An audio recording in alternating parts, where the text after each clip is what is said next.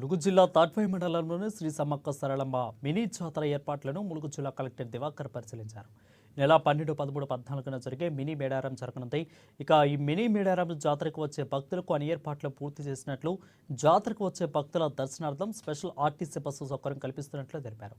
అదే విధంగా కట్టుదిట్టమైన పోలీసు భద్రత, క్యూ లైన్ ఏర్పాట్లు, జంపన్న వాగు స్థానఘట్టాల సౌకర్యం, శానిటేషన్, మెడికల్ సౌకర్యం ఏర్పాట్లు పూర్తి చేసినట్లు జిల్లా కలెక్టర్ తెలిపారు. మనకి మినీ మేడారం జాతర అనేది స్టార్ట్ అవుతుంది.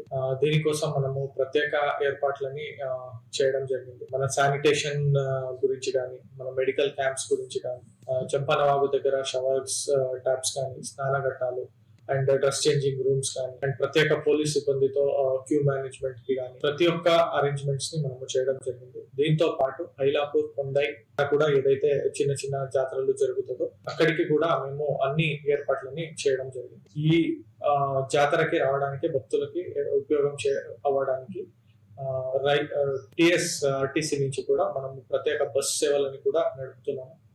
చిన్నబోయినపల్లి, కొండాయి వరకు ఒక రూట్ అండ్ తాడవాయి, ఊరట్టం, కొండాయి వరకు ఒక రూట్ ఇట్లా నడుపుతున్నాము.